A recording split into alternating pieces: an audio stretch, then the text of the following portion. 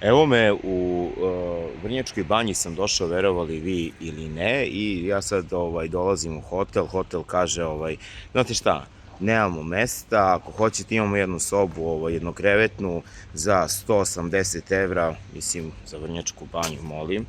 Rekao, znate šta, neću ja da uzmem sobu, rekao ja ću spa centar da uzmem, onu tu lekovitu vodu već šta imaju, ne znam. I zamisli je došao u spa centar, oni kažu, gospodine, možemo da vam damo kartu, ali nemamo ormarić, ne možete nigdje da ostavite svoje stvari. Ja rekao, kako da ostavim novčanik, stvari, gde da ih ostavim? Kaže, pa jedino pored bazena, kao.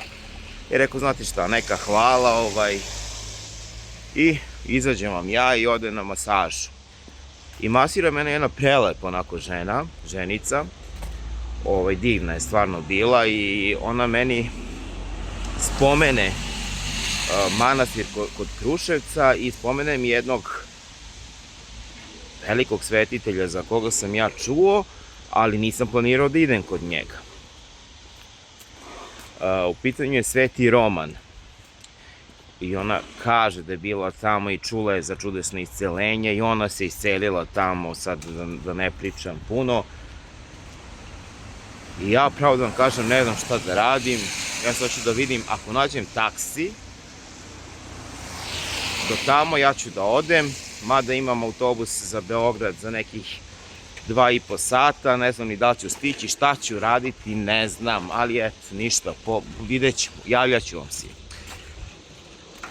Ova Vrnjačka banja komercijalizovana, Bože me sačuvaj sa kloni. To je znači baš do manastira Sveti Roman u Đunisu, ništa može. Je tako, kolega? Ako bi ga čekala, za koliko bi se zadržali?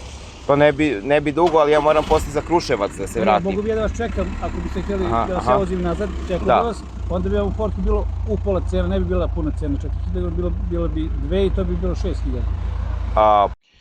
Dragi prijatelji, krenuo sam u Vrnjačku banju i odložio svoj odlazak, u stvari prekinuo ga. Čim sam došao, idem kod Svetog Romana, u taksiju sam i mogu vam reći da osjećam u grudima, baš mi onako teško, nešto, ne znam, nešto mi nije baš, u grudima mi je baš onako čudan osjećaj. Evo, stižemo u manastir da se poklonimo moštima Svetog Romana, slava Bogu.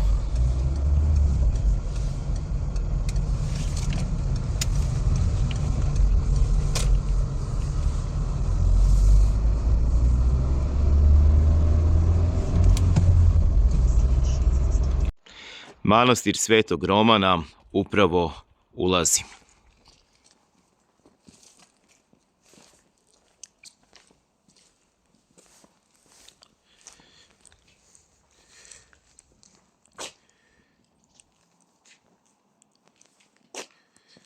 Slava Bogu.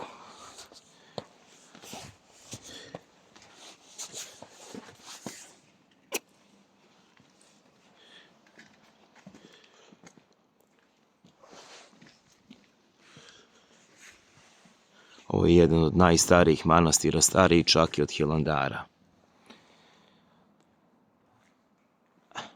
Istočniče živonosni, Marijo slavna, mi smo tobom svi ponosni, Marijo slavna. Tebe slave angeli i mi grešni na zemlji, Sveta Majko Boga Hrista, Djevo prečista, Bogom dana, Bogom zvana, Marijo slavna, zaštita si pouzdana, Marijo slavna. Tebe slave angeli i mi grešni na zemlji, Sveta Majko.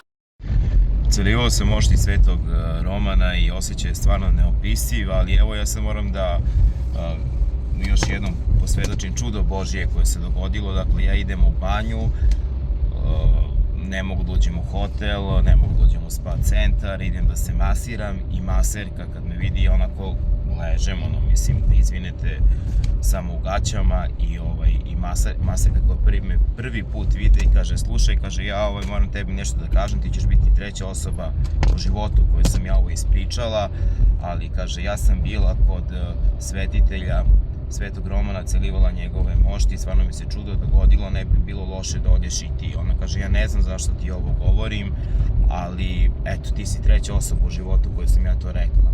Znači, maserka koju ja u gaćama, ona me masira i našao sam čoveka, taksistu koji me je dovezao, koji me je sačekao i evo sad posle molitve me vraća, znači svetitelj mi je organizovao i prevoz i još dosta toga, to bi zadržao za sebe. U svakom slučaju, ovo je stvarno čudo Božije. Samo verujte, molite se i Hristos vaskrese.